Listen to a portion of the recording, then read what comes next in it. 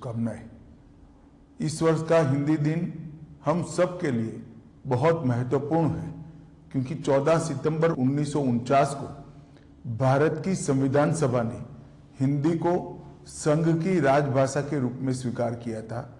इसका 75वां साल पूरा हो रहा है और एक प्रकार से हम इस वर्ष राजभाषा हीरक जयंती मनाने जा रहे हैं। के लिए, राजभाषा के लिए और हमारी सभी राज्यों की अपनी अपनी भाषाओं के लिए बहुत महत्वपूर्ण रहे हैं।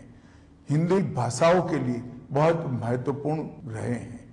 हिंदी ने कई उतार चढ़ाव देखे हैं, परंतु आज मैं इस मकाम पर खड़े रहकर निश्चित रूप से कह सकता हूं कि हिंदी और किसी स्थानीय भाषा के बीच में कोई स्पर्धा नहीं है।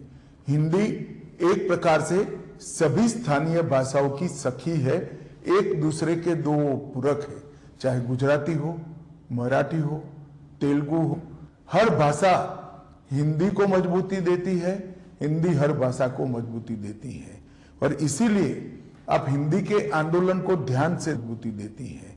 और इसीलिए आप हिंदी के आंदोलन को ध्यान से देखेंगे तो चाहे राजगोपालाचारी जी हो, महात्मा गांधी हो, सरदार वल्लभ भाई पटेल हो, लाला लाजपत राय हो, नेताजी सुभाष चंद्र बोस हो या फिर आचार्य कृपलानी हो, ये सभी एक प्रकार से नॉन हिंदी भाषी क्षेत्रों से आते थे।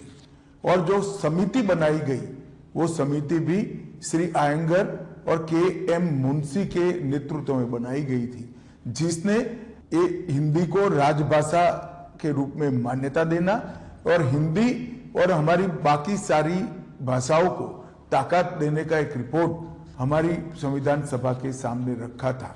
वो दोनों नेता नॉन हिंदी भाषी क्षेत्र से आते हैं और विगत 10 साल में मोदी जी के नेतृत्व में हिंदी को और स्थानीय भाषाओं को मजबूत करने के लिए ढेर सारा काम हुआ है।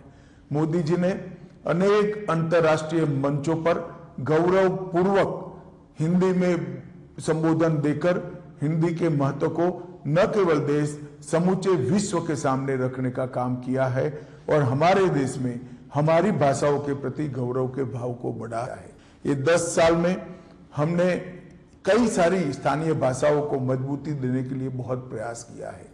नई शिक्षा नीति में श्री मोदी जी ने प्राथमिक शिक्षा मातृभाषा में इसको एक महत्वपूर्ण स्थान देकर हमारी सभी भाषाओं को और हिंदी को एक नया जीवन देने का काम किया है।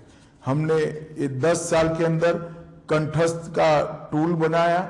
हमने इस 10 साल के अंदर 4 रिपोर्ट सबमिट किए और हिंदी को सरकारी कामकाज में प्रमुखता से प्रस्तावित करने का काम हमने किया है। आने वाले दिनों में राजभाषा विभाग हिंदी से 8वीं अनुसूची की सभी भाषाओं में अनुवाद का भी एक पोर्टल लेकर आ रहा है, जिससे पत्र हो या भाषण, जिसका अनुवाद बहुत कम समय में आर्टिफिशियल इंटेलिजेंस का उपयोग करते हुए हम सभी भाषाओं में कर पाएंगे। मैं मानता हूं इससे भी हिंदी को और स्थानीय भाषा को बहुत मजबूती मिलेगी। और मैं आज फिर से आप सभी को कहना चाहता हूं कि हमारी भाषाएं विश्व की सबसे समृद्ध भाषाओं में है। हिंदी ही है जो हम सबको जोड़ने का काम करती है, हमारी सब भाषाओं को जोड़ने का काम करती है। और संविधान सभा की जो स्पिरिट थी कि एक स्वदेशी भाषा में सभी देश के नागरिक एक दूसरे के साथ संवाद करें, चाहे हिंदी हो, तमिल हो, तेलुगु हो, गुजराती हो। हिंदी को मजबूत करने से इस सभी भाषाओं में एक प्रकार का लचीलापन भी आएगा, समृद्धि भी आएगी और एक समाहितता के संस्कार के साथ सभी भाषाएं हमारे संस्कृति, इतिहास, साहित्य, व्याकरण और हमारे बच्चों के संस्कार को भी आगे बढ़ाएगी। अतः मैं सभी देशवासियों को अपील करना चाहता हूं कि हिंदी दिन पर आइए हम संकल्प करें, हिंदी को मजबूत करें, हिंदी के साथ साथ हमारी स्थानीय भाषा को भी मजबूत करें और राजभाषा विभाग का जो ये काम है, ये काम को आपका समर्थन करिए। फिर से एक बार आप सभी को हिंदी दिन की बहुत बहुत शुभकामनाएं। आइए हम राजभाषा को मजबूत करें। Vande Mataram. Welcome to K-Mall, a premium project by Kaleen Group.